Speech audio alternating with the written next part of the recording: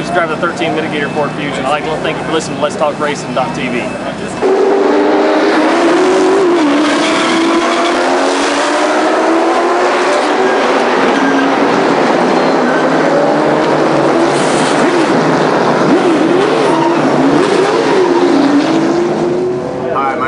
Jr., driver of the number 5 Kiker Motorsports Camry.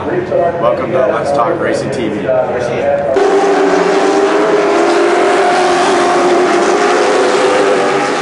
Cullen with Rockingham Speedway. Thanks for listening to Let's Talk Racing. I'm Tony Peter, driver of the number 17 Toyota in the NASCAR Camp World Truck Series, and you're listening to Let's Talk Racing.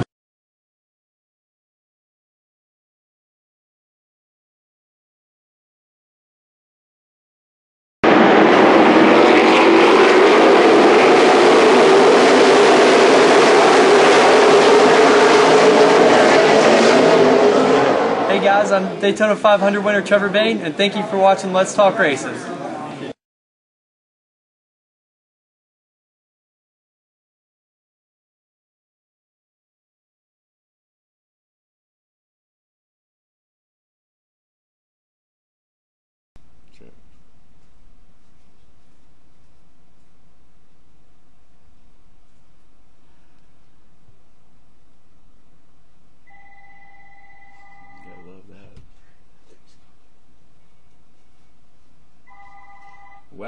Welcome to Let's Talk Racing.com. I'd like to thank everybody for joining us this evening. First of all, I'd like to introduce you to our guests. First of all, my name's Kevin Adams with the Racing for Hope Foundation, and to my left is Mr. Roberts and his son Cullen Roberts. They're with the number 27 Pro 6 Series car, and I'd like to introduce you to those folks right now. Mr. Roberts. How you doing? Nice to have everyone this evening. We're came here this evening just to show our support for the Racing for Hope Foundation. Kevin has extended his arms to us, and we are grateful for that, and we're trying to take advantage of everything that he has to offer us, and at the same time we want to help get the word out there to help those young kids that are suffering and fighting their battles, each one individually as well as one in particular we represent, Matthew Hare. I appreciate those kind words, but first of all, let's talk a little bit about your son. He's the one that's got a lot of talent, and he's the one that you cared so much enough about the foundation to share him with the foundation. He was one of the youngest members that we have as the Racing for Hope family of drivers. Tell us a little bit about Cullen's history and what he's doing now and how he came alongside the Racing for Hope Foundation. All right.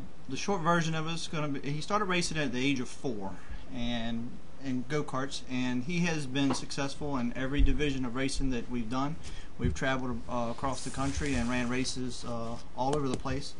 Cullen has just turned 13 last month, and he has aspirations to be a Sprint Cup driver, and he's told me just recently in the past week that the year 2027, for whatever reason, is the year that he's going to win the Sprint Cup championship. So he has high aspirations, and I acknowledge them, and I'm going to do everything in my power as a father and a parent to a child to give him everything that he needs to do that as best I can.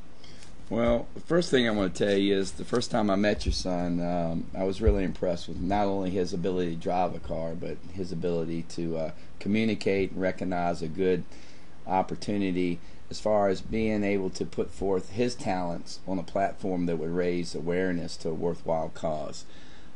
Cullen impressed me not only as a winner on the track, but off the track. You know, he's a big fan of open wheel racing. That's obvious. That's why he's involved in the kart division out at Hampton Roads at Langley. I'd like to give a big shout out to what's the gentleman's name? It's Dale, isn't it? Dale, is it Overstreet? Overstreet. Yeah, Overstreet. I'm sorry, Dale, if you're out there. But the Hampton Roads kart division was something that Adams Sports Marketing, which is the marketing arm of the foundation, had come in contact with, having an opportunity to sponsor them. It's something we really feel strongly about at the foundation. We'll get into that a little bit later, but the first time we sponsored a division series out there, we had an opportunity to meet your son, and that day was real special. Matthew was able to be out there. It was a day that he was feeling well enough to come to the track, and the first thing he did when he got to meet your son was he had an opportunity to get in your son's kart. So tell us a little bit about that kart and that particular day. Well, the car felt great and it ran great, and we ended up winning that race. So that was a good thing. And when Matthew got in my car, I felt really good because just to know what he's been through and everything just made me feel real good inside. Cullen, tell me what division of kart that is out there at Langley. I drive a junior champ kart. Okay. How many series wins do you have out there? Too many. I can't really remember.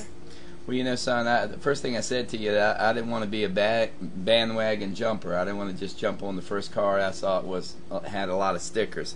Matthew seemed to have a connection with you right away. I think it was because, you know, first of all, the car was green. It looked like his favorite monster truck, and and the fact that you had all those stickers on there represents a winner. And that's the way I feel about Matthew. I think he's a winner. I think any kid that faces the kind of obstacles that any child has to deal with when they deal with pediatric oncology is something that needs to be respected, needs to be noticed, and something that needs to be admired. And when he connected with you, it was something that felt special in my heart. And you told me you were going to bring us a win that day. Do you remember that? Yeah, and I really felt good when I did it. I actually bruised my arm a little bit to do it. I was driving my butt off just to win for Matthew. You know, it's not often in life we have an opportunity to do something we love and make a difference while we do it, and that's what the Racing for Hope Foundation is all about. And certainly you represented the foundation very well that day, and I'd like to thank you for that. Now tell me what you've got going on in the Pro 6 Series. Well, we got a NASCAR license the day I was supposed to drive. I did a start and park deal for about 10 or 12 laps, and we pulled off, and we got through that good without wrecking the car, thankfully. And like about a week later, we got a call from Daytona, and they told us I couldn't drive until I was 14, so they took away my NASCAR license. But I'm actually doing as good as maybe top 5 in that series, so lap times are consistent enough to maybe next year I'll be able to run and win. Well, you know, Cullen, there's sometimes, you know, patience is a virtue. That's what the Bible says. And I know sometimes as a race car driver, it's very difficult to understand that because everybody likes to go fast and everybody likes to win. But I often tell folks that you can't win a race in the first 5 laps, but you can sure lose it. But I think the way you've handled that news has been tremendous. You were excited to drive the car, and, you know, Bill Mullins has done everything he can at Langley. He's afforded you the opportunity to get on the track and practice the car, and he gave you all the support in the world. But at the end of the day, NASCAR makes the rules, and we're not here to bend them. We're just here to participate and enjoy the fact that we have an opportunity to put this platform on a grand stage and get the support behind the media and the attention that all the fans have for these type of worthy causes. So tell me a little bit of what it's like to be in that big old Pro 6 and go around the track. How is it different than an open wheel car? What do you like about it? What do you see as your challenges as you go forward? Well, it's a lot different than a little go-kart because you can't see as much, and it's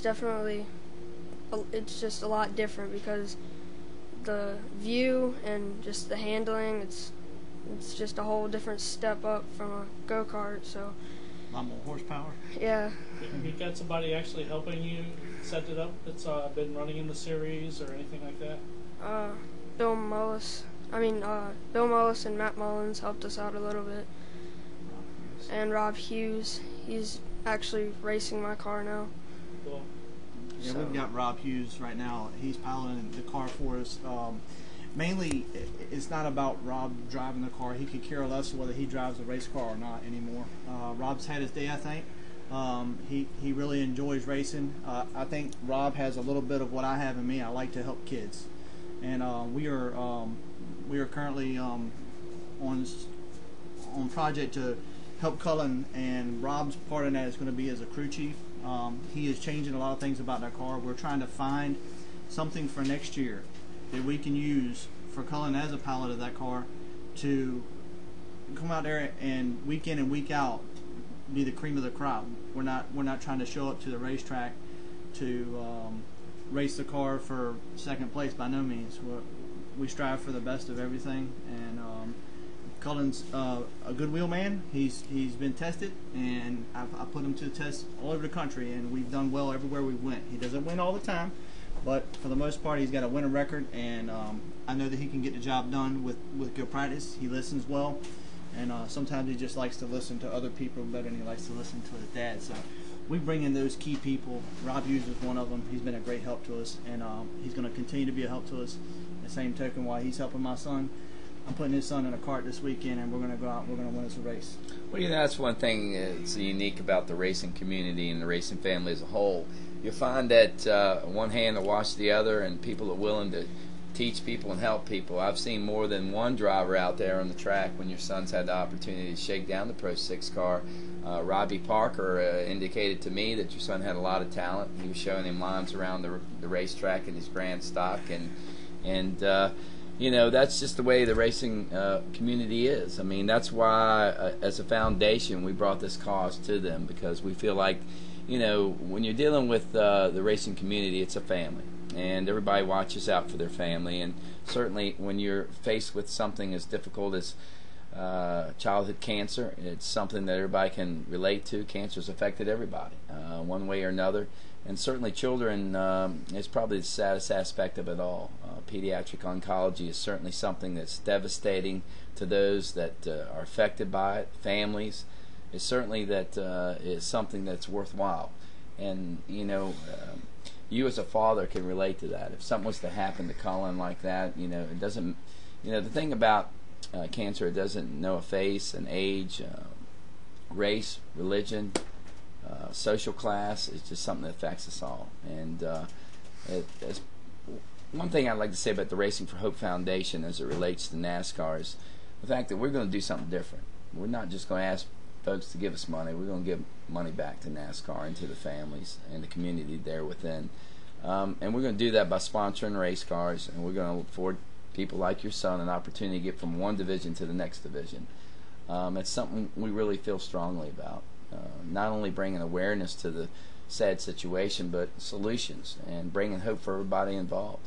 Your son's hope is to get from one car to another car, and for Matthew and kids like him at CHKD and children like that, it's just the hope to get to the next appointment.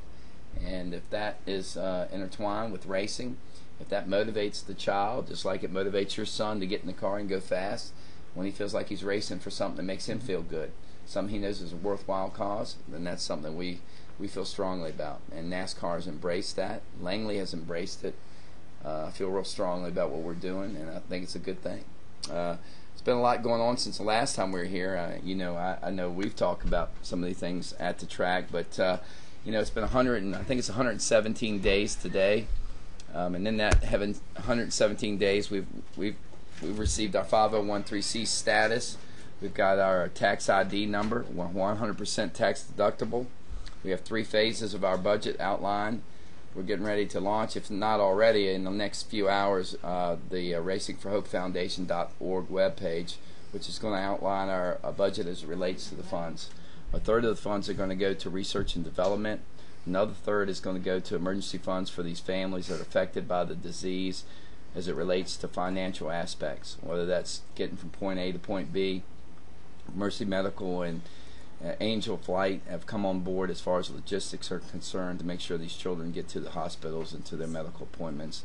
And the third thing is that we're going to make sure that the kids have an opportunity to go to the racetrack, meet a young driver such as your son, know that they have an opportunity to live their dreams, as well as soon as they get better, they can get in a car and go fast if that's what they want to do. So we feel really good about that. And I'd like to thank you for being a part of it. I'd like to tell you how much we appreciate you coming on side, and most of all, we want to tell you that we respect your talent and we're willing to wait for you, son. So just know this: patience is a good thing, especially on the track.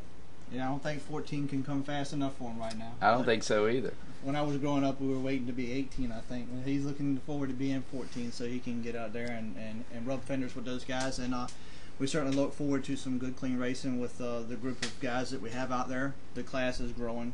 And I think in respect to what you just finished speaking about, you deserve a big round of applause, because you're pioneering this effort here, it seems. And yeah, I know you never want to take credit No, for I anything don't want to Kevin talk does about here. that. I was on the way to the pool. God, this is God's deal. You know, I was just driving down the road. He is the pioneer. But Yep, amen. He's utilizing your. That's why I made it so wisdom. simple. You know, being a young man that's not that intelligent, you know, God had to lay something on my heart that was simple. And the way it seems to me is that we can do this thing a lot of ways. We can do it the right way. We're all going to lose money at racing. Everybody knows that. Yeah. You know, it's no secret at that. There's no money to be made or anything to be mad about. At the end of the day, it's going to cost a lot of money to go racing. But if you can do something you love and make a difference, son, that's what it's all about. Wouldn't you agree? I do. And to see Matthew's face after a victory from one of the drivers that just has a sticker on the car showing him, and knowing that they're racing with him on their mind. And I know I've talked to a lot of other drivers, talked to Dean Shifflett. These guys, these drivers, when they get out there, they have a passion, and it's not necessarily just about racing. I mean, when they come on board with the Racing for Hope Foundation, they have a passion. I hear them talk about it. I hear them talk about Matthew. I hear them talk about wanting to win that race for that young man, so they'll have something to take back with him when he does go to CHKD for his next treatment. And it just, it chokes me up to hear other guys talk about it, to hear my son, he's on the phone with friends talking about this young kid, Matthew Hare, and they don't know Matthew, but he, if he tells them and they go online and they check out your website and they learn about it, we can spread the word, and who knows, hopefully one day this word's going to land in the right hands. And I know that there's a lot of research being done out there, and one day that research is going to pay off. And the young as well as the older people that have cancer, they're gonna reap the benefits from the work of the Lord Jesus Christ and the people that He's put underneath of Him to make this happen. Well, we're fortunate because I think that God had His hand in this situation long before it was brought to my attention. Matthew's dad is a former Army Ranger. His mom is the head trauma nurse at CHKD. He had strong fiber before he laid that on their hearts. They didn't choose this, and much like a lot of people don't choose their course in life, it's just something you got to deal with. And these children, they have a lot to deal with. And at the end of the day, we'll make a difference about that. We have big aspirations. We hope to make the first research and development clinic at CHKD, and that's a mighty big goal. But we figure with young talent, the right corporate support and sponsors, we can make a difference in this world. It's not going to be easy, but God never gives us anything that's easy. He gives it to somebody else. I always tell my son all the easy jobs are taken. So we're going to try to make a difference one lap at a time, one race at a time, one penny at a time. So I guess we're going to stay in around for a while till Matt gets over here and takes over the show. You guys are doing fine. I guess we're going to switch out in a minute. I don't know where to knock on. All right, we'll stand here for a little while longer. So tell us who your favorite driver is. Denny Hamlin. Denny Hamlin. What do you like so much about Denny? He's from Langley. He's raced at Langley tons of times with my dad and plenty of other drivers that we know. And I kind of like his car too. So does that give you hope when you think that somebody you saw come there and went all the way to the big platform, big stage, so to speak? How does that make you feel? Feel like you can do that? Yeah, it feels like I can just do what he did and maybe even better. That's awesome, isn't it? We have another driver that's part of the Racing for Hope family of drivers. He's 13 years old, and I want to give a big shout out to him. His name's Brendan Queen. His nickname's Butterbean. He's in the Legend Series, and we talked about NASCAR licenses, but in the INEX Series, you're able to get a license at 13 to drive the Legend Series. Your dad has chose to go to a different series of cars for own personal reasons, and we certainly understand that and respect that. But Butterbean has been able to accomplish quite a bit here in the last 3 weeks. Since he's joined the Racing for Hope family of drivers, he's finished first on the 22nd of July at Southside. That was our first win on the big track on Saturday night. And then he finished second in another event, and then he finished first again last Friday night. So we want to give a big shout out to Butterbean and his family and the Queen Racing family, and certainly we show our appreciation by simply saying this. The young man drives hard, fast, and there's no denying the fact he's got talent. I talked to him the other day, and his mom, I said, what's it like to see your son dive in that corner with somebody about 4 inches off his rear end that's, 3 times his age?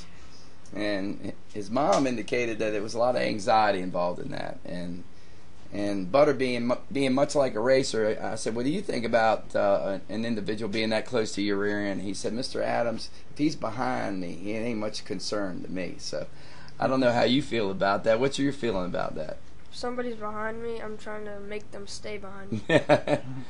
Yep. And there's no doubt, Brendan Queen is a great talent. He's a goodwill man. A lot of great things to come for him in the future. Cullen goes to school with him. They're friends. They hung out. They go roller skate and do different things the kids do. And they did arena racing over the winter together, racing against each other there. And he is definitely. I raced against the kid online, iRacing, and I can tell you he knows what he's doing. The kid is smart, and he's taught himself a lot of what he knows. And I know his daddy was a racer, and I believe his grandfather too, race cars. And you know, it's I guess third generation racing, and same with Cullen here. He's third generation racer, and the young kids they're picking up early. They're learning, and those computer games I think are working wonders. We see a lot of it coming out of them. Martin Truex Jr.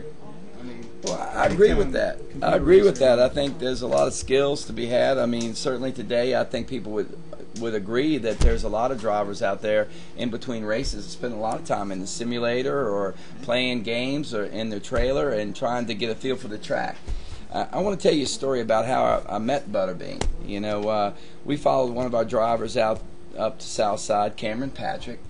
He was our first legend driver. He drives the number 20 car both at Langley as well as Southside. He drives for us in the modified division. Him and his dad, Mike Patrick, more power specialties. And we were up at Southside, and Cameron's car was on the rail. It was fast. And the race got started, and you know, one of those racing incidents happened where the 03 hooked the 20 and totaled the 20's car. I was very upset, and I felt like we had a good shot to win that night. And about 2 weeks later, this little boy came up to me. It couldn't have been more than, let me say this correctly. He told me the other day he weighs 105 pounds, so let me make sure I say that correctly. I thought he looked about 85 pounds with weights in his driver's suit, but he weighs 105 pounds. So he came up to me and he said, Mr. Adams, I'm Butterbean. I'm the gentleman that wrecked your car at Southside last week. And he goes, I know you had a winning car. I felt bad about it. I wanted to come talk to you about it then. He goes, you know, racing sometimes people temper gets the best of them, so I didn't say anything to you then. I figured I'd wait a couple of weeks. So when he came up to me and told me that, I said, this boy has a lot of class. You know, because there's not a lot of people that come up to you like that. He told me he was sorry. He told me he didn't mean to do it. But he told me one thing that I think stuck with me. He said, you know, I don't know why we met like this, but I know God has a reason for it. And, you know, I thought about that for a while. I watched him race a couple more races after that and figured we better get on his car before somebody else did. So that's how we met. And just remember this, son. You can make mistakes on the track, but it's how you handle them. It makes you a man. It makes you a good driver. And Brendan is a very well-mannered child. I've had the opportunity to transport him and my child to different places when they're hanging out together, and I can tell you that he's had a very good upbringing. His parents done a well job with him. He is the best well-mannered kid I've been around in a long time. Sometimes I think my son could learn a few things from him, so but got to pick on him a little bit. He's a very nice young man, and I can see him going places. I really can see Brendan Queen going places with the talent that he's got, and the attitude he's got, the drive, motivation. He is the total package, and it's hard to find that total package in some of these kids. Well, you know, the thing that reminds me about your son, you know, you joked on him, but, you know, I've spent 24 hours with him when he was just under my supervision, so I know he knows his manners. He knows how to act professionally on and off the track. So, you know, one thing I'll tell you, when you get an opportunity to get a cause behind you, it can make you rise to the occasion. It gives you a sense of purpose about yourself. We looked at late model teams, and that's what attracted us to the number 12 team with Butch Britt Racing and Dean Shifflett. We saw a car that was totaled, and the next week they were back out on the track, and I think they finished 4th that night. And that was something that was near and dear to my heart because, you know, Matthew sometimes he has his chemo and he's sick for 2 days. He can't even be touched or hugged or loved or anything, and next thing you know, he's up running around crazy and ready to go to the racetrack. So we got involved with Dean Shifflett, and that's been probably one of the brightest spots we've had as a foundation, certainly because not only are they a class act on the track, but off the track.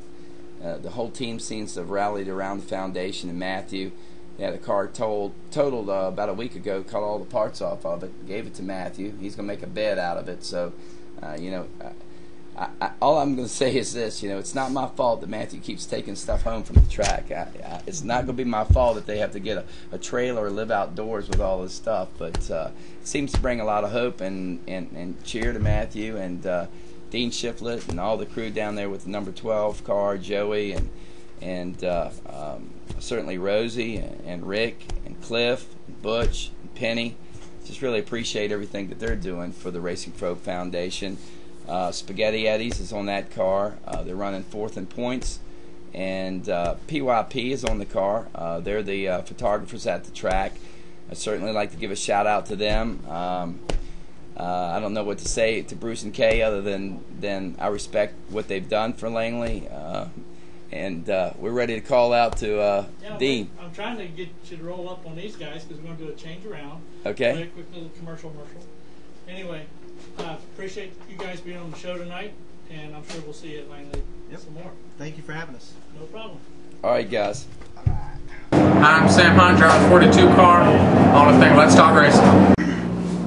Hi, I'm Robert Richardson Jr., driver of the number 23 Dodge Challenger for R3 Motorsports in the NASCAR Nationwide Series, and you're watching Let's Talk Racing.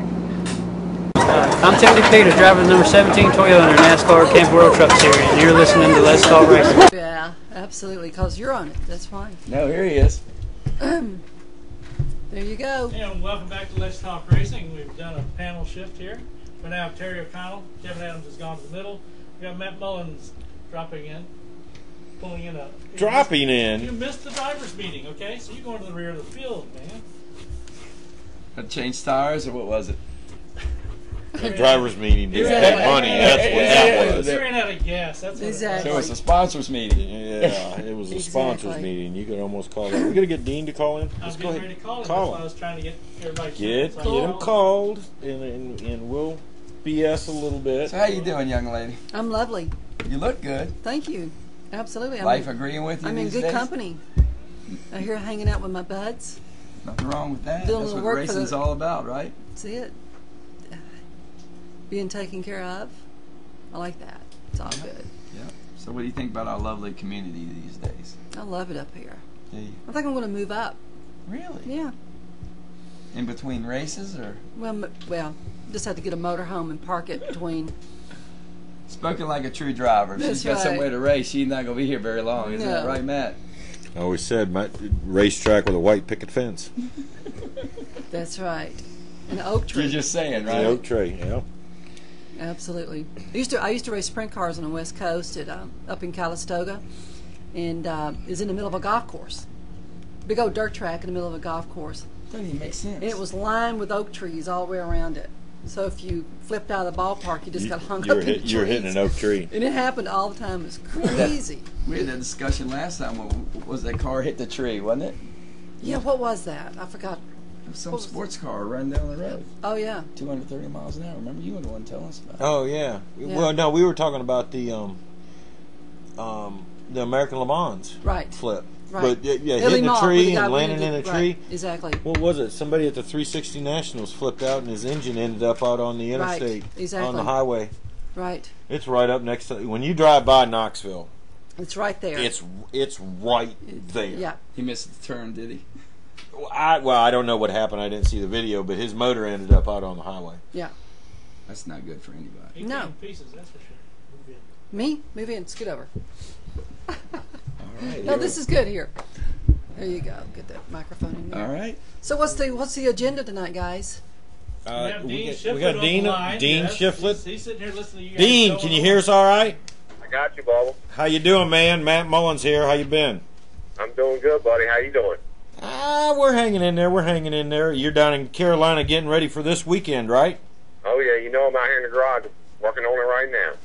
Yeah. Had kind of a rough year this year, but it's not been too bad, though, has it? Oh, we just, everybody's going to have their ups and downs, the good luck or bad luck, Sometimes you get put in a situation you might not feel like you should be in, but it happens. It's racing, you just pick up and go again, that's all. And you guys now give us a little bit of bio on you. You've been racing for 80 million years. You and your brother Jeff. Yep. So fill us in a little bit. Where y'all started? Well, I mean, I kind of started driving when I was about 15, just messing around with some enduro cars, old dirt car, stuff like that. Won some enduro races, and then, in 04, I built that Grand Stock car and went out there in 05 and run really good. Won a bunch of races, won the championship, and then we did it again in 06. And Butch come along, and we got this late model thing going, and we've just been steadily hammering away at this late model now. How do you like that late model compared to that Grand Stock? I like it. I mean, some people say, hey, would you go back? Never. I wouldn't do it. I like it. It's definitely a challenge, no doubt about it. I mean, you run against some good competitors over there. Danny, Greg, T. Some guys are top notch, man. I mean, you beat them, you've done your homework. And you've been quite close this year. You've been up there battling with them boys. Oh yeah, we've been close. Like I said, we've had a little bad luck here and there, and we gotta try to stay out of the back there. You get in the back, and sometimes you just get in trouble. Sometimes guys just kind of drive over their head on the first lap and cause a bunch of chaos. And we ain't really caused anything. We just seem to be in the middle of it. Right. Do tell. You're kind of following your brother's footsteps. Jeff came up here to Langley, and then you kind of followed along right with him, didn't you?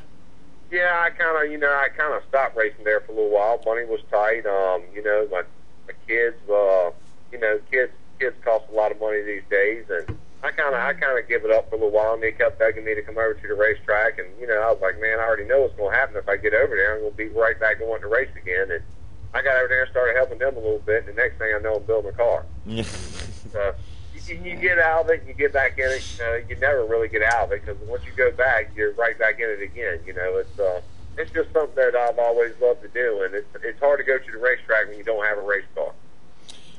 That's true. You're absolutely right about that. Now, and you pretty much got a family crew, isn't it? Pretty much, and the ones that ain't family, I consider them family. I mean, these guys work their heart out, and they're just a good group of guys. I mean, they'll actually, try to pull money out of their pocket and buy stuff for the car, because they know that, if things are tight on me, they try and help out. I mean, they'll do whatever it takes to make sure that we're out there racing.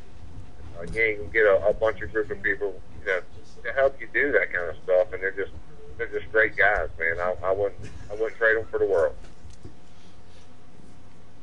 Yeah. Now, there's a little deal that happened last week between two brothers, and I'm going to ask you this because I know what the answer is on the other one, but you and Jeff ever had gotten into it and kind of canceled Christmas on each other?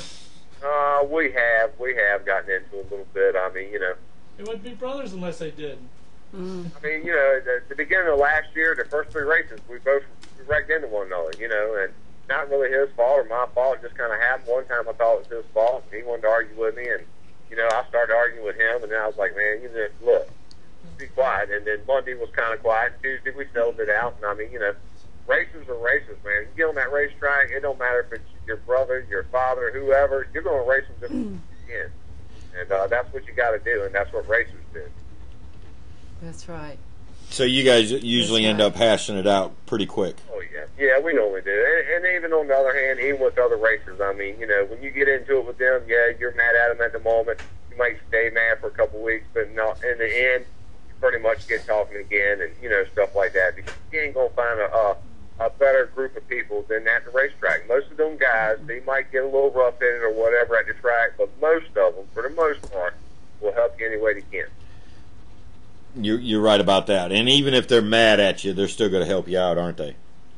Most of the time they will, yeah. Like I said, I've got mad at a lot of them, but, you get over it, Sometimes you even think, hey, this guy did this to me, and you're all mad, and you realize it wasn't even his fault at all, it was somebody else's, And I've kind of been stuck in that situation before, too, where I thought somebody did something, and it wasn't even them at all. Somebody else kind of caused the whole thing, So yep. Right. Sometimes you got to watch where you point the finger, as to what happened. Or which finger would that be? Sorry. Hey, Dean, you know this old saying my granny used to tell me, when you point one finger at you, just remember there's a couple pointing back at you. You know what I mean? Right. Yep. So tell me, have you done anything different to the 12 car for this week's race that you feel strong about? We've done a couple little different things. We're going to try over there and practice. I think we've been fast the last couple of weeks.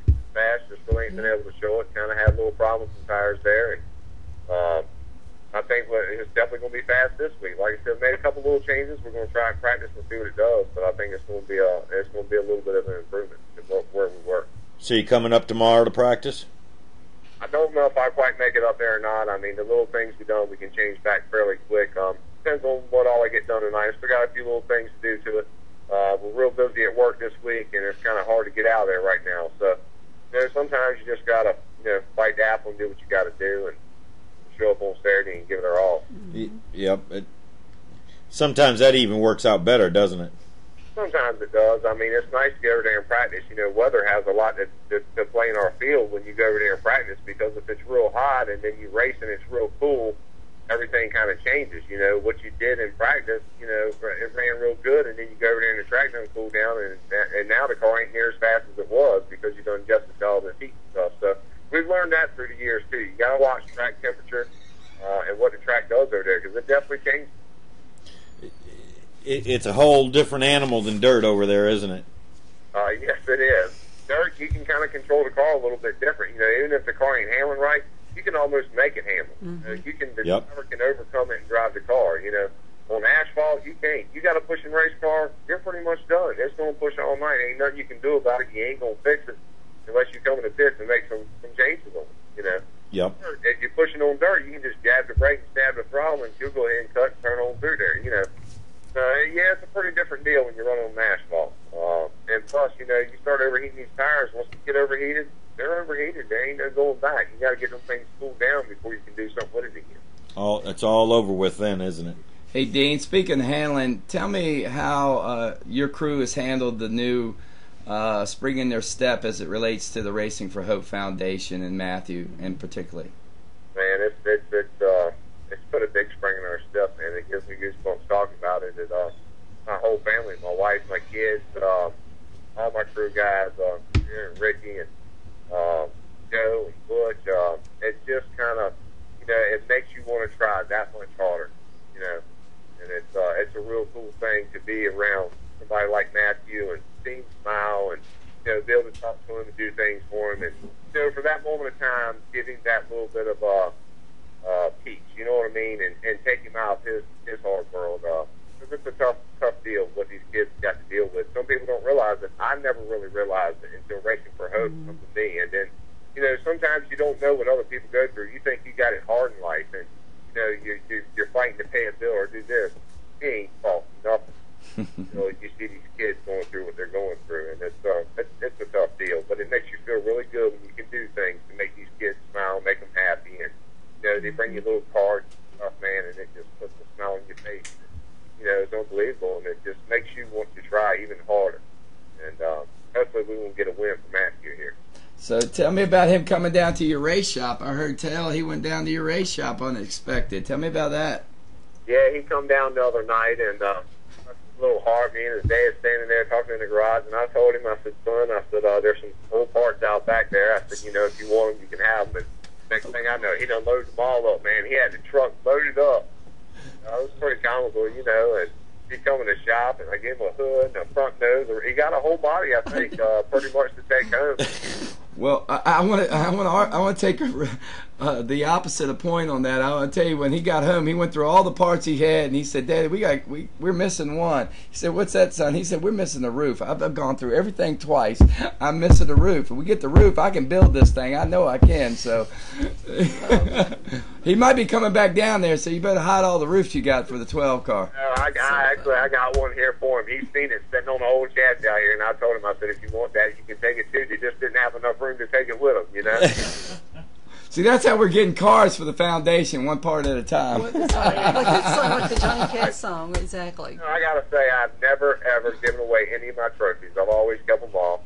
And he's seen some trophies that I had in my sunroom out there through the window. And he wanted to go and look down, so we go and look out, and he's sitting there looking at that trophy. And he asked me about it, and I told him, I said, son, you can have it. And it made me feel so good to give it to him, you know. I would probably give them all away, you know. Don't tell him that. If he's listening to this, he's going to be back at your house before Oh, the yeah. show's over. I'm going to tell you that. Absolutely. He's eat up with trophies, but you know. I know, and I am too, Kevin. You know, one day I'd like to have a trophy room that I can put them all in. You know what I mean? But just to be able to do stuff like that really makes me feel good, and you know, see him smile about it. It was a pretty cool deal. Well, Dean, I want to tell you something. We're real happy to call you one of the drivers in the family for the Racing for Hope family of drivers, and you've been nothing but class on and off the track, and we're all rooting for you. I know Matthew is, and we just hope that this week is productive for you. You've put in a lot of time and effort. You're racing clean on the track, and you're doing everything right off the track. And so we just hope that this week is a good showing for you, and you get the results you deserve. Yeah, I think so. We've been working hard enough, that's for sure. And you know, in racing, this is what I see. It's kind of like every dog has his day. You know, sometimes you go out there, it's like once you start winning, it's no stopping this cat. You know, and it ain't just one person. You look at it through NASCAR, all the different divisions. Once somebody starts winning, it's like you can't stop them. And then it's like they hit a brick wall, and you start not running as good, and they're struggling to even finish in the top 5. And then it's somebody else that's winning all the time. You know, and it kind of just goes around, and it might be that same person for 3 or 4 years. And then you see, you know, a lot of Sprint Cup drivers going through it. You know, Gus Gordon, Earnhardt. I mean, every one of us. That's what you go through, and you know, and then the tables always turn, and it comes back to you again. And I think we're pretty close to getting our chance back to going back to victory lane here. Dean, I want to tell you something. I'm sitting next to a young lady that has 500 victories. Can you imagine that? That's unbelievable. 500. I don't even know if I can count to 500. How about you? I think I started 500 races. That's right. Oh my God! For a long time, that's a lot right there, man. Right. Well, that's over a long period of time too. So. Yeah, that didn't happen overnight. It didn't happen overnight, believe me. I'm sure it didn't. No. Ain't no doubt about that. Right. Do you know Terry O'Connell, Dean? I've heard the name. I don't. I've heard the name. Well, don't feel bad. You know, every time we get one of the drivers for the Racing for Hope family on here, they don't know anything about anything. It seems like all they do is get out of the car, go to the shop, work on it, make ends meet, and then go back to. They don't have time for news or anything. I'm not even sure they know who the President of the United States is, to be honest. I hear you. That's right. That's probably a good thing, actually. You're her in this late model one time. See what she can do out there in this thing. Yeah. Well, I think she might shake one down this week, but don't tell nobody. We're going to keep it on the hush-hush. Yeah. I heard that. We're going to do an assumed name when we come up out there. Yeah. It's sort of like when you've got that target on your back. You know how it goes, right? Absolutely. Yeah, man. You get that monkey on your back, it's like you can't get away from it, you know? No, when you get eat up with racing, it's expensive. I'll tell you that. Well, it is expensive, and it can be heartbreaking, and, I mean, you know, it's worse than any girlfriend or anything I ever had. I mean, just take your heart out and throw it on the ground and stomp on it and hand it back to you, you know? I mean, that's kind of how racing is sometimes, but... You know, it kind of shows how tough really are because we stand right back up, put it back together, and go back and do it again the next week. It's the worst drug there is, isn't it? It is. I just love it. You know, there's no other word to describe it other than love. That's it. Well, Dean, I always like to ask drivers, tell us about your most, I guess, your most gruesome crash or the time that you hit the wall hard and made you think twice before you got back in the car again. No, not really. I mean, you know, I think it'd have to kill me to get it out of it, Kevin, to be honest. Right. Exactly. The throttle hung up on me, and I hit the wall pretty hard. I went from, we were running third that night, and the thing was overheating. I come in and popped cleaned the radiator, you know, and cooled the thing down. And I went back out, and there was about 24 cars, and we're working our way back through the field. And next thing I know, I'm there with the leader, you know, and I done run in the corner too hard anyway. So by the time I lifted, I didn't realize the throttle was hung up. I couldn't get the kill switch cut off, and that thing hit the wall, man. It ripped the motor out of the car, the transmission, the seat. I mean, it rung my bell, and I knew what Richard Petty meant when you hit the wall and you had a headache afterwards, because I had a headache, man. Oh, my God. There ain't no doubt about it. But it didn't deter me any as far as getting back in the car. It really didn't. Made you want to get right back in it, didn't it? Yeah, if I had another car to get in right then, I'd have done it even with a headache. Yep. Well, you know, Dean, it's funny you should tell that story. You know, necessity is mother of all inventions. I remember getting in your grand stock recently and sitting in there, and there was a contraption on the pedal I'd never seen before.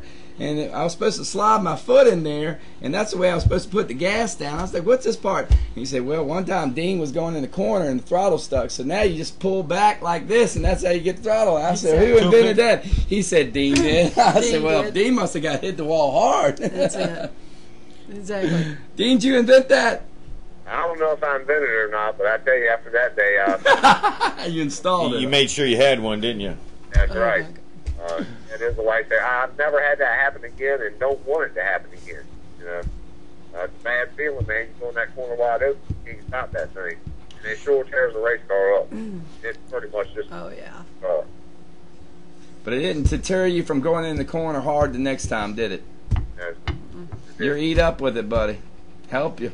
Well, it's kind of like Rusty Wallace way back in the day. I remember he had a bad wreck in Talladega, broke his wrist, and then come back and won the next 2 races. I was like, man, that goes to show you that cat right there. He ain't scared none, you know. Ricky Rudd at Daytona flipped real hard and won at Dover the next week. Exactly. Well, that's how you tell a racer from a race car driver. You know, when you hit that wall hard, you got the gumption to get back in the car and drive it in there deep the next week. That separates the men from the boys or the ladies from the girls. Yep. That's it. Like driver from the non-driver. Right. He went out there and won the race. You know? 7-Eleven from Food Line. A wannabe from a winner. Right. Strip mall to a regular mall. Sorry. Where You you gotta get getting shopping these in from, there Terry? someplace. Shopping, that's what it is. That's right. Okay. Filings to Walmart. Exactly. Well, Dean, you got work to do on that car, don't you? Oh yeah, you know that. You know, we ain't got much more to do. I just got some silly things I'm messing with, doing, and you know, there's just a lot of things that I go over every week on this thing that I've learned. If you don't do your homework, you the track let you down. So, trying to do my homework, make sure everything's like it needs to be. That's how you get these things to victory lane. Is you just work on them, you know. Yeah, Dean, I always looked at, you got to do that homework, or after the race, you'll be at work, at home even more. That's right. Yep. Yeah, you gotta do your homework, like going to school. You know? If you don't do it, you ain't gonna get a good grade. So. Right. And, Right. The harder I work, the faster I go. Exactly. Do they still award the Wall Award? Yeah. Is Dean in the running for that this year? I know he's I don't know. Honestly, I don't know. Yeah, I'm not sure on that one either. I don't think Jeff's probably leading you between the two of you there. y'all are close in points with you 3 positions apart. I'm not exactly sure. I know we're 4th in the points, but I ain't exactly sure how far we're back from Danny. I think he's got a little bit on us there, you know. No, I just meant you were 6 points ahead of your brother. Yeah, he's been talking about that all week now. He's been like, 6 points ahead, 6 points ahead. I said, you worried about them points? He said, yeah, he's happy, you know, and it's great. It's fun. We have a lot of fun in the shop, playing around, joking one another, you know. We have a good time, his crew, my crew, and that's what it's about, man. You got to have fun with this stuff. If you ain't having fun, then you might as well not mess with it.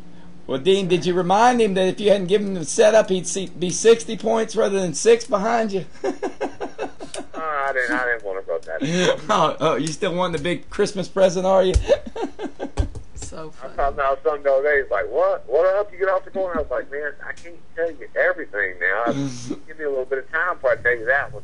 Well, after this week, I bet he'll follow you around like a lost puppy. He said, well, I still got 2 more things I ain't tried to tell me yet. Nothing like friends and family, right, and racing. Yep. But I'm glad to see him running good. He's had a hard year, too. You know, he went out there with that new car, man. That thing got destroyed. Wadded up. Yeah. That's tough. That's expensive. It is. And I felt it for him. And, you know, he's a big boy, man. I mean, when it happened, I thought my brother was hurt pretty bad, you know. Yeah. And they said he's moving, and that was a relief because I was getting ready to have to get out of my car, you know, whether I finished the race or not. You know, family's family. Yeah. Right down to it, you know.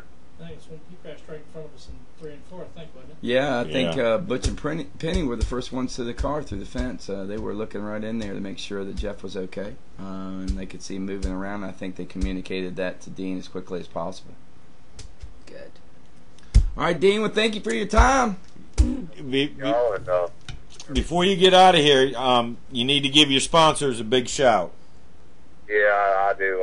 Racing for Hope Foundation, that's the biggest thing we got to pray about right now. It's a really cool deal, everything that's happened with us for that. And my buddy Butch at Rogers Electrical, and he's done a lot for me through the years. He's my best friend, and all my crew guys that helps me every week, and Point Plaza. He's been helping us out there a little bit. Got Bruce Love out there to them. So hopefully we'll see everybody Saturday night in Victor Lane, and y'all won't get me off the microphones when I'm hoping. What about Charlie High? You want to say something about his engine? Yeah, Charlie, man, he's a good old dude too. He's one of a good friend of mine, has been for a long time, and Charlie goes the extra mile to do his job, I can tell you. And he makes sure that we got a good motor. Comes down and works on it frequently, adjusts the valves, goes through the timing, and these motors that he builds, they're like his little babies everywhere. You know, he goes around and takes care of them and stuff. And yeah, I got to thank old Charlie High there. What about Spaghetti Eddies? Don't forget about Spaghetti Eddies. Yeah, Spaghetti Eddie, he helped us out there a little bit at the beginning of the year. I don't even know if we got his name on the car right now, but yeah, he helped us out a little bit. Plus, he owns a McDonald's. He helped us out with that. Resort Plus helped us out at the beginning of the year, which, you know, we kind of told them there's going to be a couple race deal there. And, you know, but they did help us out as well. And what about PYP? Let's talk about Bruce and Kay. Let's give them some love. Yeah, Bruce, he's done a good job taking pictures of the car and hooking me up with all kinds of stuff to hang up in the garage and whatnot. Good people. Bruce and Kay are do a good job every week out there at the track. Yeah, you know, and I probably should take this time to say that I probably messed up a situation. You know, at racing sometimes you don't know who has the preferred line till you find out a little bit later when you get in the corner. And apparently they had the preferred line, and I didn't recognize it. So on behalf of the whole world, just know that Kevin Adams is sorry. He didn't realize that Bruce and Kay were so fast. And I'm going to pull out their way and let them go around the track and just kind of draft behind them a little while. How about that? Yep. Yep. Hey, stuff happens, and you know. Kay says she likes to watch the show, so she'll be here. Does she? Yeah, well, Kay, just know this, sweetheart. I am so sorry, and we're going to come alongside you and show you all the love that we can, because if it wasn't for you guys out there, we wouldn't have a playground. So thanks, and we're going to get it straightened out the right way. Now we're crooked. Yeah. That's the right way to do it, right, Dean? Yep, that's right. All right, Dean, get on out of here. Go make that race car fast, and we will see you for 100 laps this week. Woohoo! All right. I appreciate it, and talking to y'all, and I'll see everybody Saturday. You got it. Take care, Dean. Thank you now. Bye now. He's a good old boy, isn't he? He is. Both Dean and Jeff are just great people. They always have been good old country boys. Mm-hmm. Down home, love racing. You know, that's funny. You know the difference between a race car driver and a racer immediately when you get around one. One of them works on the car, never leaves its side, scared to death somebody's going to touch it or move it or check up underneath of it and figure out what you're doing to it. And then you got the other ones that walk around with their little suits and their sunglasses on and their Sharpie in their top left-hand pocket. Yep. You know? Sometimes you need both of them. You know, Sometimes you got to do both. Yeah, but there's a lot of love for the one that's smart enough to know how to turn those wrenches and cares enough to do so. That's right. Yep. Yeah, and both Jeff and Dean are hands-on guys. They work on them constantly. I really don't know any driver out there that doesn't at Langley. Right. They're all pretty much racers out there. Well, that's the way you got to be, really, to be honest. At the end of the day, if you don't know what's going on with the car, it's kind of tough to communicate that to whoever's working in your pit, so to speak. That's right. Communication is the key to everything out there. That and we're going to have Joey Meier on here soon, spotter for Brad Keselowski. Oh. We had him on here last week, 2 weeks ago. 2 weeks ago. He was going to be on last week. And it was Brad wrecked it at Atlanta. It was starting to get to be an interesting conversation, and we're going to try to keep I've got that. him on at the last, so let's do a quick little break here. Was he? Hi, my name is Natalie Sather. I drive the 94 K&N Lady Eagle Safety. Wear Butler built seats, bell helmets, hooker harness seat belts, number 94 at South Boston Speedway. Be sure to listen to Let's Talk Racing TV. Hey guys, I'm Daytona 500 winner Trevor Bain, and thank you for watching Let's Talk Racing. Brad or Brian? Brian's doing well. Yeah, he's doing something with Key Motorsports down there. Yeah. Yeah, I heard something about that. I don't know anything about that. Wouldn't know. Are we on the air? Yes. Yes, you are. Yes, we are. Great. If you see your face over there, you're on there. Did that again, didn't I? Take that key. You got to watch throw it. it away. Gotta watch That's it. right. Yeah, be careful what you But we're say. getting better at this thing. You know? I know. Awesome. He was sitting there taping the other day, and I was talking to my new roommate about moving stuff in and all that, and didn't even know it. And I got a call the next day. so did you get your bed moved in? And I'm like, yeah. How did you know that? Live on air. Live I on sat air. there and said, by the way, you're live. He says, that's all right. And he just kept going. Didn't listen to what he was saying. Well, that's the way it is sometimes. So I don't mind talking about beds, but when it comes to deals and stuff, that's a whole different thing. Yeah, we're talking about that. No.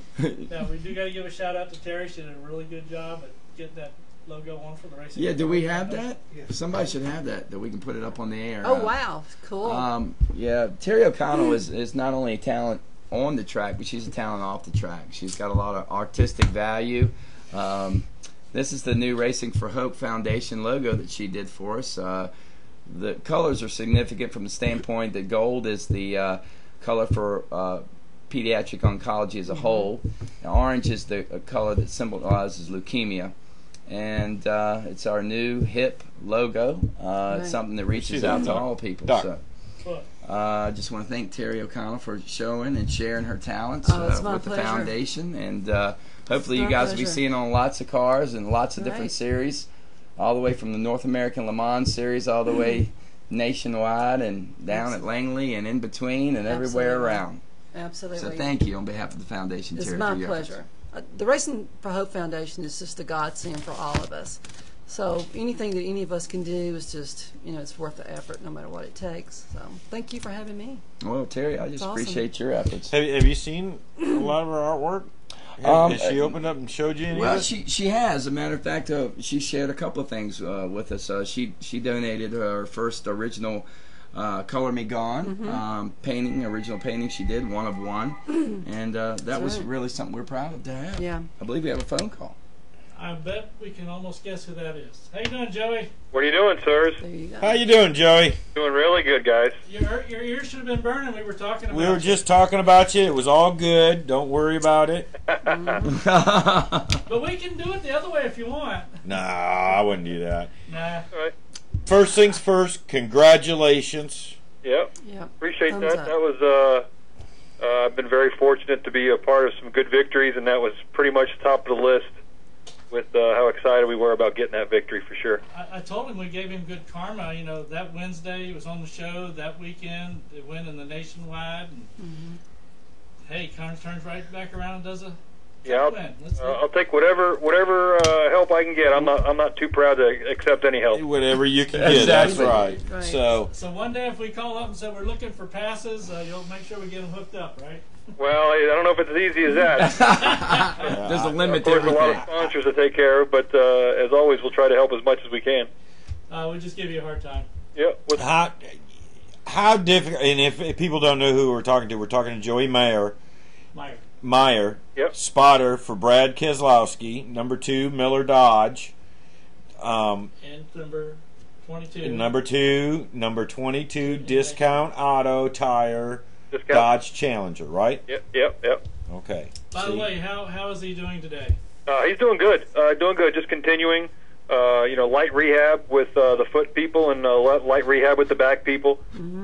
Just to continue the healing process, which is normal. Everything's expecting to take anywhere from 4 to 6 weeks before he's declared 100%. But realistically, he's walking. He has a regular shoe back on. And I say, other than the obvious damage, he's as close to 100%. Considering a week ago today, he was involved in a pretty good wreck. So yeah, he's doing real good. Yeah, I know Speed did a good coverage on a lot of that and what his leg looked like, his ankle looked like. Yep. Made me hurt just thinking about it. Yeah, he did.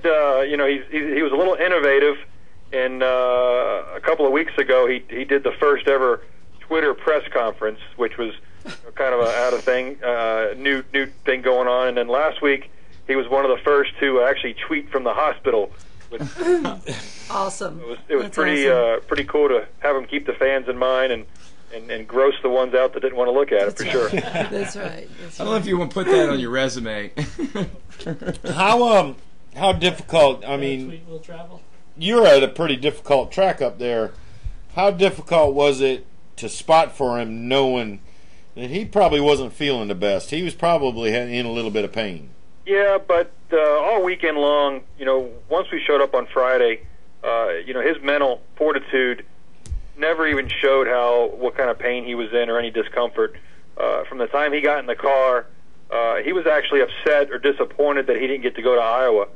So, Paul made a big comment about, when he got in the car the first time on Friday, he didn't ask for anything special. No padding, no cooling, nothing. And as far as you knew from a radio and the way he was driving, he had never been involved in a pretty vicious wreck 2 days before. So he made it easy on you. Well, he made it easy on everybody. He got in and out of the car on his own, albeit a little bit slower than normal. He hung around and did everything he would normally do and everything that was required of him. We did obviously not go to Iowa, which was one of the things that kind of made people aware of the fact that something's wrong. But if he wasn't supposed to go to Iowa, his on-track or at-track activities on the Pocono weekend were as normal could be. Yep.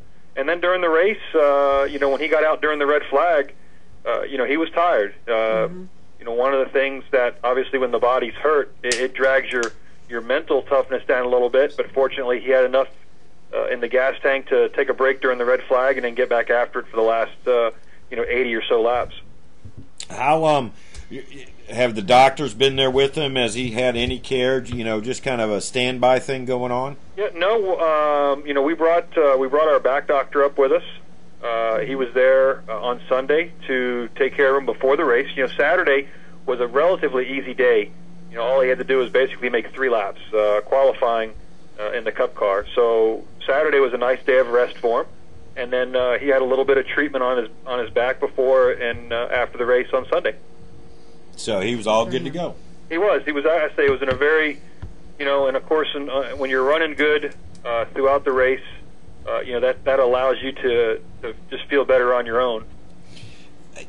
You guys got the Glen coming up this weekend, road course. How's he going to deal with that? I said earlier, I was talking to somebody, I think you won't know. I don't think we're going to have a clue if he has any problems. He's just going to work on the car, make some laps on Friday, qualify it on Saturday, and we'll race again on Sunday. We're not racing the nationwide car. We got Kurt lined up for that. And, so Saturday will be a relatively easy day for him again. But the biggest issue any problem that he might have will simply be just the number of laps that he gets in on Friday, just resting until we can race on Sunday. It's going to be a lot of work on that leg. Well, it's actually the leg. The leg is the least of the worries. That's the one that gets all the press coverage because, like Brad said, that's the one that you can take a picture of. But when you hit that concrete barrier, and it literally, I went over and looked at the car, the accident car on Monday. And when people talk about car wrecks, they say, "Oh, it shoved the tire all the way back to here." And I said, "Well, it literally, when you were looking inside the car as you were sitting inside, the tire was under the pedals." Oh. And I don't mean near the pedals or in front of the pedals. Physically, if you hung a plumb bob from the master cylinders and they went straight down, it was touching the tire. So when that thing hit the concrete barrier, it shoved everything backwards. So even though his ankles took a beating, it was the force that his legs put on his back that's causing the most discomfort right now. But I say we've got a really good back doctor at Mooresville that's been working on him daily, and every time he goes there, he shows a significant improvement. Joey, what do you think it would have been like if they didn't have the safer barrier wall? Well, we didn't have one. We didn't have one down at Road Atlanta. That's actually the problem. When he drove off into one, they have a runoff area. If you guys are familiar with Jimmy Johnson's nationwide wreck several years ago at Watkins Glen, at that speed, you kind of hydroplane over any kind of sand or gravel or trap that they place there. Those kind of gravel traps are meant so that when you spin off sideways and stuff, it'll dig in. But when you're cruising across in a straight line, the tires don't dig into anything. So he actually jumped or hydroplaned across this gravel sand trap into it's not just a regular Jersey barrier, but it's the wide 4-foot wide ones by roughly 3 foot tall, and on into that. Now, what Road Atlanta has done in an attempt to make it safer is they had a bunch of tires in front of that wall that were strung together or connected. The problem was there was nothing keeping them on the ground. So at speeds of excess of 110 miles an hour, when he hit that wall, he physically went under the tires and blew the tires up in the air. So that's actually the problem, but there was no safer barrier down at Road Atlanta. Yeah, it's almost like you just brought up about Jimmy Johnson, and J.D. McDuffie comes to mind too, you know, for the older guys. Right. It's almost like you pick up speed. You do. You do. You don't. I mean, we were fortunate that there was just enough brakes on the car that it did slow from speeds of over 155 to when he hit the barrier at over 100. But there was again, it's not the speed, it was the sudden stopping. Impact. You know, it's not the speed that kills, it's the fact it's kind of like jumping out of an airplane without a parachute. It's not falling that kills you. It's the sudden stop. So that was the problem with hitting that concrete barrier. It was the sudden stop, and that there was no cushion between him and the race car.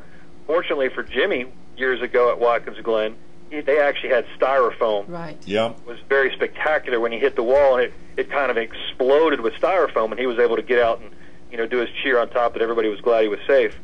This one here, the only thing that was spectacular was the tires that were physically up in the air, because he was moving them out of the way, kind of like a snowplow would with snow, but they didn't slow him down at all, and it was a direct impact with that concrete barrier.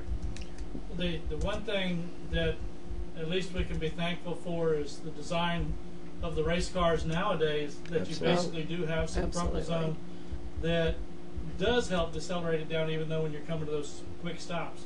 Oh, absolutely. The cars nowadays are designed, you know, within the last 10 years, just the helmets, the Hans, the security of the cage itself, the extra room that the COT gives you, you know, all that plays part in allowing Brad, you know, to get out of the car. You know, he did on his own, albeit a little damaged, a little dent in his wing, but you know, he was able to walk around, you know, later on that afternoon as we came home.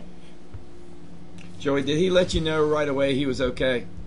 I was actually, you know, when we go to those kind of tests, you know, if we go to a VIR or a non-NASCAR track, I don't go to the racetrack because I stay with the airplane. And I was actually at the airport, and Paul sent me a text saying, hey, we've been involved in a wreck, he hurt his back, he got out of the car. So as soon as Paul knew he was okay and what we were doing, you know, we just kept in communication that way. Joey, how does that make you feel? Do you feel like, wow, I wish I was there? How do you feel about that? Do you feel like you were at the plane and you should have been at the track? Does it bother you, or? Well, no, it bothered me simply for the fact that my driver could have been severely injured, and I was trying to find out, you know, via texting and talking on the severity of it, and then not being there, you know, your brain starts to wander. But even if I would have been there was nothing I could have done. Absolutely. Yeah. Area, because even the guys that were at the track didn't see the wreck itself. You know, so because it was a single car wreck, and I say it's a non-NASCAR sanctioned test. Joey, for if you were there, I wouldn't have seen it. Joey, for the people that are listening, tell us what it's like to spot for somebody. Tell us what that communication and that connection's like with the driver. Tell people that have never had the opportunity to spot for somebody that connection you feel with the driver. You are, you know, you're a seeing eye dog. If you could go into a dark room and physically know the layout of that room, but have your eyes closed or the lights out, but have somebody with night vision goggles guiding you around, and there's nails hanging out of every corner. There's glass on the floor, and there's a machete hanging from the ceiling somewhere, swinging back and forth. Let's just make this really easy. Yeah, Joey, we have kids. Well, it's because, you know, the driver has a layer of trust with spotters. Yep. That is unparalleled to any other crew member on the team. You know, Paul and the guys they build great race cars. They're very secure and very safe. But when he goes out on the track, I'm the guy that he's relying on to give him information. And if there's an issue or problem, or if, you know, you have a bond, it's definitely, you know, even when you're involved in wrecks, you know, such as Atlanta a year ago when we went airborne, you know, you're the one that is closest to that action, because even the guys in the pits, you know, some of them aren't exactly watching or what's going on, and you see it, and you the adrenaline rush that rushes through your body. You're that driver's eyes everywhere except for forward. You know, the driver can look forward, and everywhere else he cannot look. your head, we get so used to looking in a car and looking at our side windows and rear view mirrors that we don't realize the constraints nowadays that the drivers are under with all the safety innovations with the seats. It's amazing. And the helmets. And so your vision is severely hampered, and you're relying on some guy to talk to you, through that dark room. You think about it, if you remember back in the day when they had the horses pulling the buggies and carriages, Yep. and they have the blinders on the sides there, so they can't see left and right. Yep. Exactly. And you're just doing the steering. My spotter always says it feels like she's in the car with me. Well, and there is a limit on. Brad. We just went to Brad has a late model team, and a gentleman named Landon Kling drives it for him. And we went up and watched him at Anderson, and listened to him and his spotter, who are relatively new at this game. And we talked about some restrictions that they're having to overcome. And Brad said, a spotter is a convenience. Yeah. It's a convenience that you start to rely on. A lot of these guys, especially in the sprint cars, the Tony Stewarts, the Casey Kanes of the world, they never had spotters. Yeah. To have one is a really big convenience. Yeah. Yeah. It's like that spare tire in your trunk. You always check the air in it, but you hope you never have to use it. You're exactly right. And that's exactly how we are. We're there. We hope that we never make a mistake, but the conditions exist that we could always make a mistake, and you never want to be. So it's a driver. It's a relationship for sure. And it's like we talked last time. It's got to be a pretty good relationship. Well, yeah, absolutely. If the bad relationships don't last very long, Yep. Everybody on the roof is aware of who has a good relationship and has a good tenure, with their spotter, whether it's a short one or long one. And usually the short ones don't last. They jump from driver to driver, and pretty soon they're out of a job. Right. The guys that have had an opportunity to stay on the roof for a while, everybody knows who they are, and the respect for them and the driver they're spotting for go way up. As far as if I'm racing against a guy, let's say the last 16 laps at Pocono, I'm racing with Eddie DeHunt, and who spots for Kyle Busch, and Kyle Busch is racing Brad. So we're good friends, and we know that if we get close to each other, Eddie relies on me, and he trusts me, and I rely on Eddie, and I trust him. So it's out of our mind. We don't spot differently because we're on the same level. Whereas if you go to other series, you will spot differently and give the driver a little bit different information based on not knowing, or even if you know who the spotter is, you don't have that level of comfort that you're accustomed to. Right. You were somewhat involved in this, and you brought up Kurt Busch's. What was the aftermath with Kurt and Jimmy? Did you get in on any of that? No. The only thing I saw, after the race, a lot of guys right after a race, we're standing on the roof, and it's a little bit of a process to get back across the track because we're going down a one-way street, but we're going the wrong way because all the race fans are leaving, and we're trying to get inside. So it's a little bit of a process after every race. So a lot of us try to get going as quickly as we can. Fortunately, we won the race, and I enjoy the view from the roof to watch what goes on. And of course, now I'm in no hurry because we're not leaving. So I get to watch the burnout and the celebration, and the fans go wild. Well, you happen to notice that Jimmy and Kurt are in a little bit of a heated discussion, and it wasn't that he didn't think yellow looked good on Kurt. It was something that was a little more dramatic that Jimmy was upset about. And right away, you're like, if Jimmy's upset, something had to have happened. Right. But then you go back and you look at the replay, and you're like, well, Kurt should have been the one mad. So yeah. And I don't think Kurt was mad. Obviously, he got the position that he was wanting. Even though if Kurt would have finished fourth, if he'd have been as mad as Jimmy was, and again, just strictly watching the replay, I think the person that was making the most noise was the one initiating it. Yeah. Now, did you get a chance to catch Jimmy Spencer talking about this later on? I don't. It was hilarious. No, I don't. I don't watch that segment. I've said this numerous times. One of the drawbacks of our sport relative to the NFL, NBA, and Major League Baseball is they don't have people that used to be in the sport making fun of the current sport. Amen. Right. I don't mind humor. I love humor. I'm a sarcastic person. Okay, I can deal with humor and good times, but I don't like when people that aren't in the sport are involved, take the opportunity to make fun of those that are in the sport, and it doesn't serve a purpose. You don't like the negative comedy. It's not critiquing. Right. It's laughter at the expense of somebody else. Right. And I don't condone it by watching it. That's all I can do. Joey, were the spotters still spotting during that melee after the race was over, or did they take their heads off there and then? No, we were done. Everybody was heading off the roof by then. Once the cars get to, they hold the top 5 on pit road plus the randomers too. Once your car is on pit road and situated to where there's no safety problems, you're done. You tend to take your headset off, and I say, Pocono only has one elevator and one set of stairs to get down. That we're going the wrong way, so we try to get a head start whenever we can.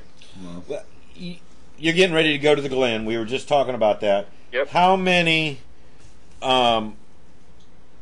spotters are you guys going to use there this week? It's a really good question because it all depends on the comfort level or the requirement of the driver.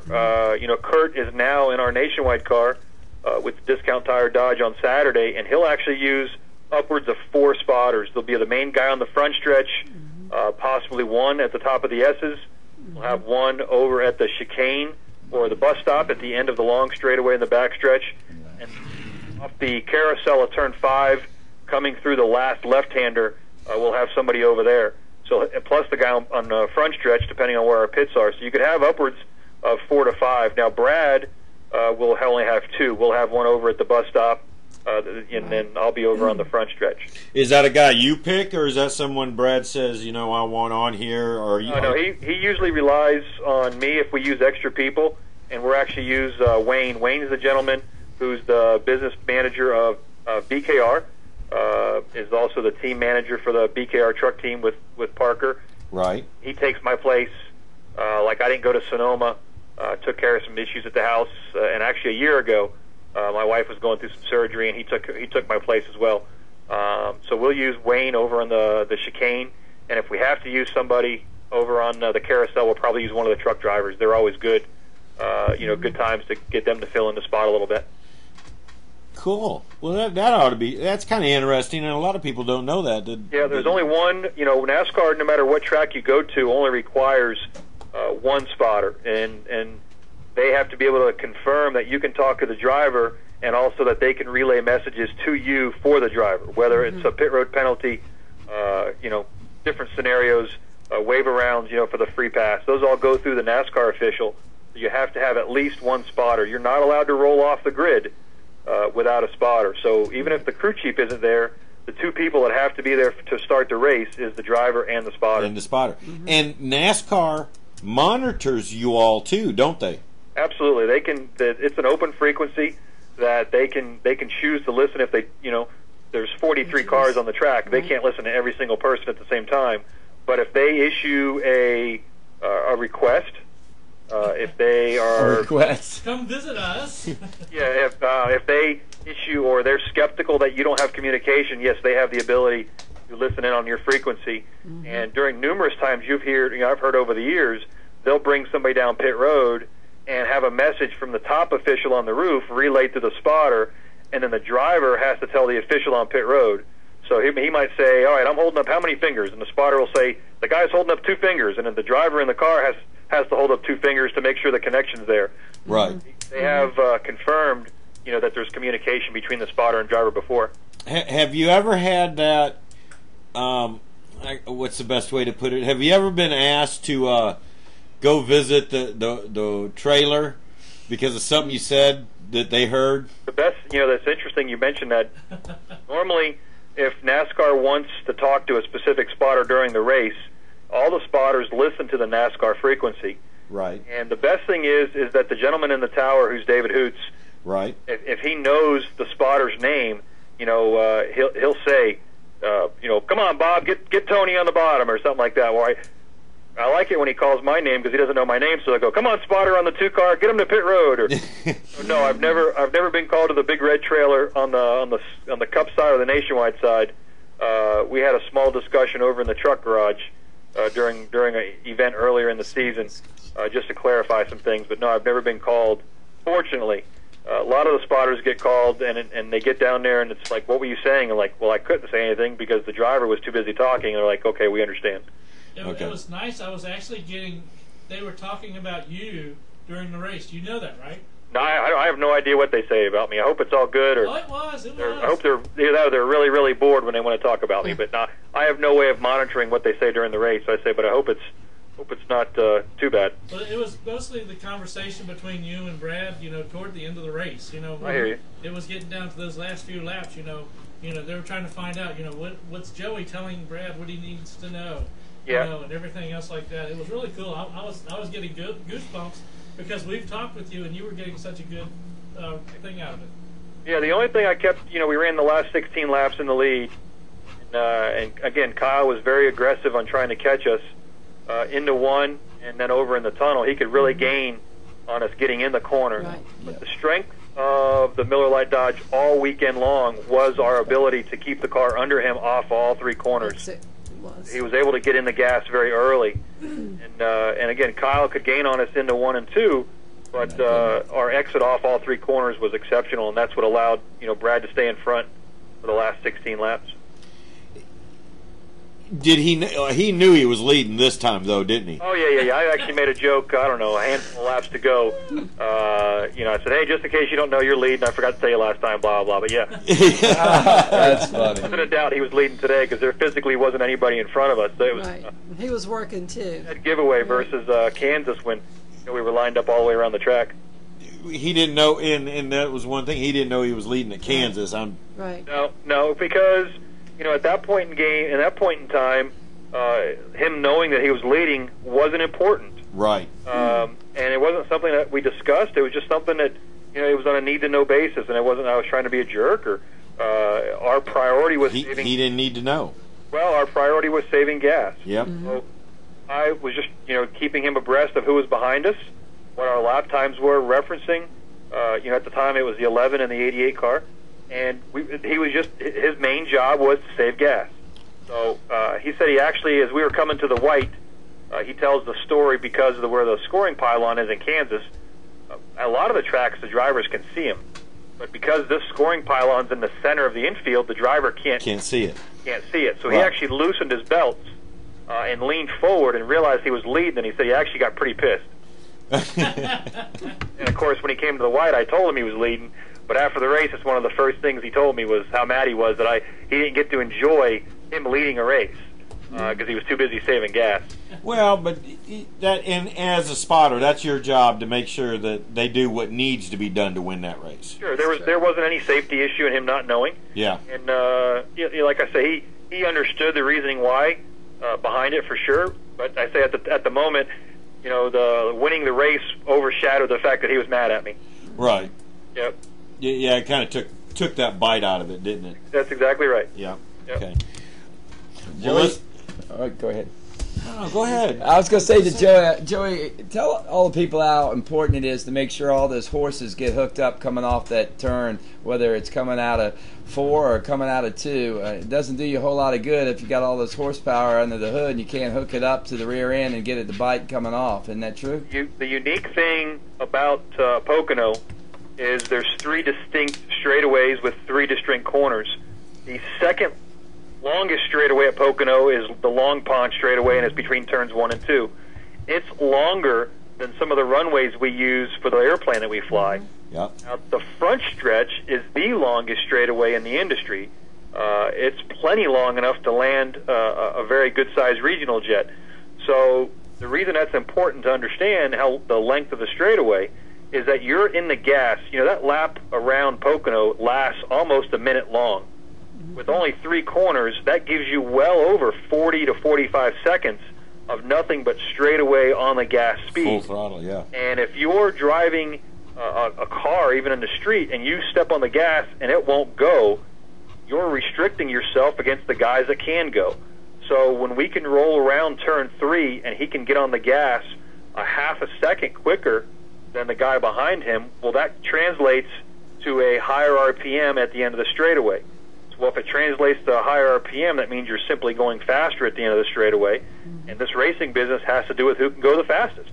So it all starts, the entry down in turn 1 actually starts on the entry of turn 3. Wow. Yep. And I know exactly what he's talking about. You got to put the whole track together to make it fast. You can't be fast in one corner and not be fast on the other ones. Yeah, I mean, so the longer you're on the gas, it's just a matter of simple mathematics. The longer you're on the gas, the faster you're going to go. Exactly. And the faster you're going equates to being faster than the next guy, and you're gonna simply beat him. Yeah. And again, anybody watching the race on Sunday can see that Kyle could drive in a little deeper. But he couldn't get on the gas as early as Brad, and that equated us staying out in front for the last 16 laps. And got you the proverbial win. Yeah. Which still 5 races to go. We had a really good points day, but now our job is to keep the Blue Deuce in the top 20 and see what the guys around us do as far as winning more than one race or even winning their first 2 races. So you guys are the only ones.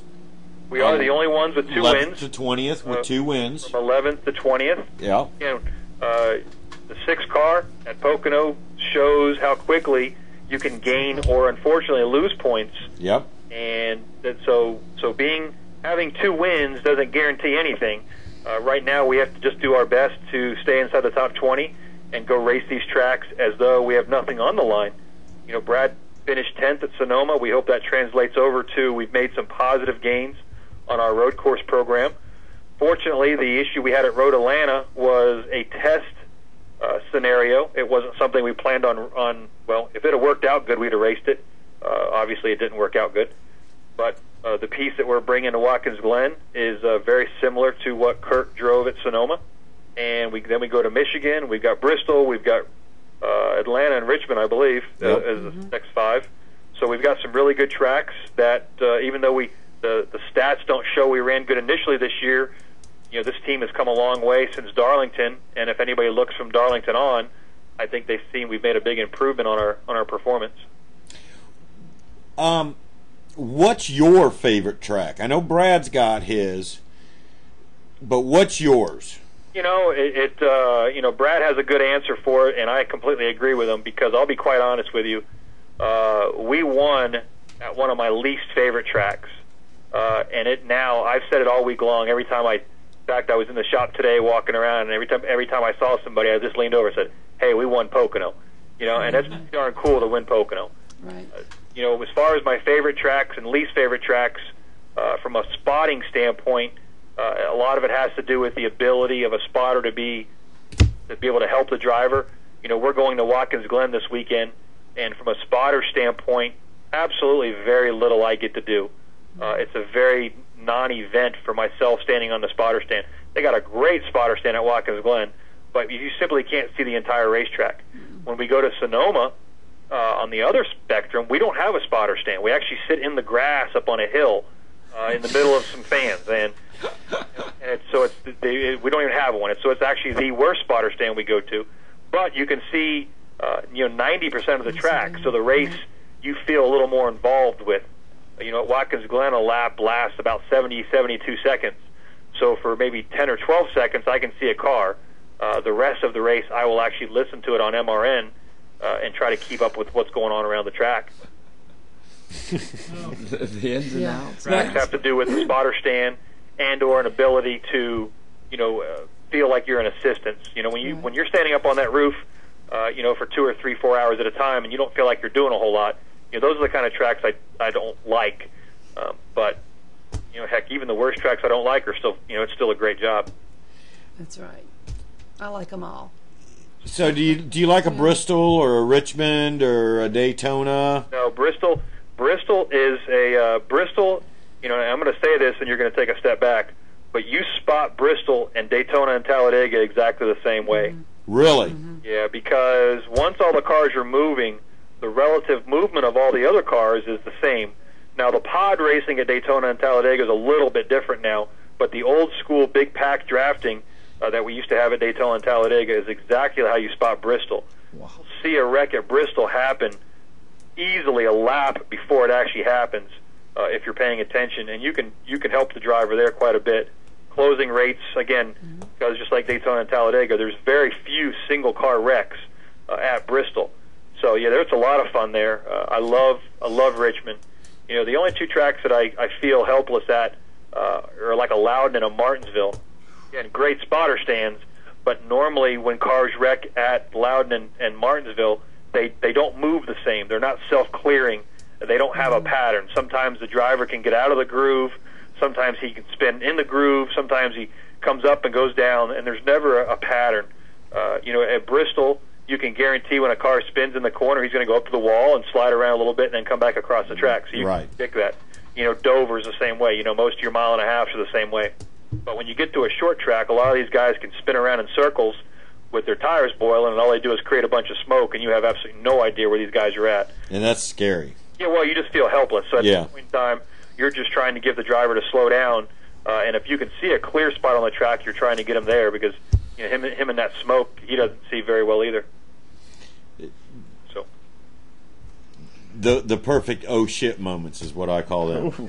Yeah, absolutely. You know, you hope the driver has some reflexes that can keep us out of it. Fortunately for Brad, you know, we haven't been involved in a lot of wrecks this year, and again, it's just, you know, a lot of it's pure luck. You'd like to think you had some skill involved, but some of it's just random, you know, random luck a little bit. But we try to do our best. Yep, it's all you can do. So, yep, guys, I'm gonna finish up here. I'm actually up at the hangar getting the airplane ready. We depart at 6:45 in the morning. We head up to ESPN for a day-long video shoot up there before we head to Watkins Glen. So I'm gonna call it a night here if you guys don't mind. You betcha. Go. Good luck this weekend. Have fun up at the Glen. Yep. And we'll be talking to you soon. Absolutely. I sure appreciate you having me on, and as always, appreciate you listening. Thanks for having us. Thanks, guys. Bye. That was enlightening. Oh, he told me a long time ago. He says, "Hey, I'll get going, and I will go." And he does, and he's a great guy. He's a great person to talk to, and very smart. Yeah. So, and he flies a plane. I just found that out tonight. He's the pilot. You see it more and more of that. The spotters are pilots, and pilots are the spotters. Awesome. And like you said, when it comes to needing more people, you're going to go to other drivers. Sure. Like I said, the truck drivers, because the truck in-house. drivers aren't running, they're there. Keep it in-house. Yep. Everybody knows one another. It's great. If you trust him to fly your plane, you probably trust him to fly your That's true. There's some truth to that, right? Hey, you spot. Terry, I'm sure, has done some spotting for somebody. I've done spotting. Matt's done spotting. We've all driven. We know what to expect when we see stuff happen. Like he was talking about, you can see it a lap ahead of time. Saturday night, I was up there doing video of the racing, and I could see a situation starting, and I'd automatically be sitting there waiting for it to come to a culmination and into the wall stuff. It's all about the trust. And, it is that. You know, once you find a spotter that works good with you, one that's crystal clear, you stay with them, and you trust their knowledge throughout anything. Absolutely, blind trust. I mean, you can't be turning into the corner and the guy says you got to go high, and you think, does this guy know what he's talking about? And they come on, clear means clear. Yeah, exactly. Yeah. You know, it is that. They say former drivers make better spotters. Yeah, absolutely. Because you know they know. You've seen what happens when cars crash. What the reaction is. You know, the physics. All right, let's get out of here. I'm done. We're done. Thanks for being here. As always. Thank you. It's still dark. Let's Talk Racing is brought to you by PC Doctors, Computer Sales and Services. This doctor still makes house calls. And also Hampton Incredible Tees and Signs, both located at 1248 North King Street in Hampton, Virginia.